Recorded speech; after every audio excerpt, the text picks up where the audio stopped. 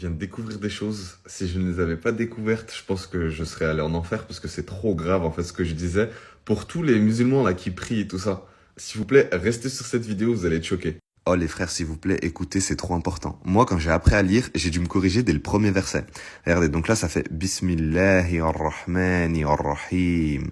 Et là, en gros, moi, je disais Ar-Rahim. Donc je faisais comme ça, je faisais ma prière, Allah Akbar, Bismillahirrahmanirrahim. Pour moi, c'est pareil. Et là, il y a écrit Ar-Rahim. Donc là, je vous l'ai écrit pour que vous voyez la différence. Ici, il y a la prolongation avec le Ya. Donc vous voyez, c'est la petite lettre avec les deux petits points. Et ça fait Ar-Rahim. Et là, c'est Ar-Rahim.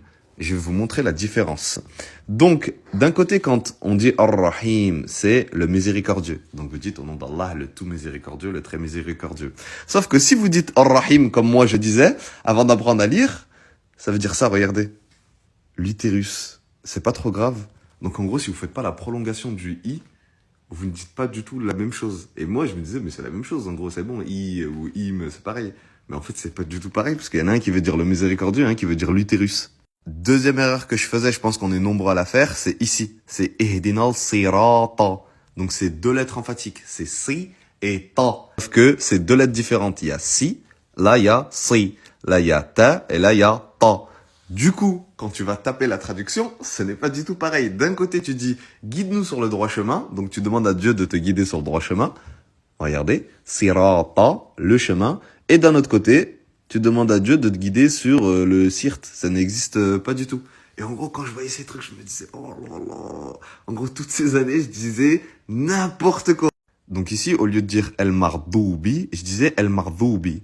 Et là, c'est la lettre « zel », donc qui fait « dhou ». Et là, c'est la lettre Dad qui fait Dou. C'est une lettre emphatique. Da, di, dou. Donc, d'un côté, tu demandes à Dieu de ne pas te mettre sur le chemin de ceux qui ont encouru sa colère. Donc, El Mardoubi, regardez. Voilà, la colère. Et d'un autre côté, regardez ce que je demandais moi. C'est pas hardcore.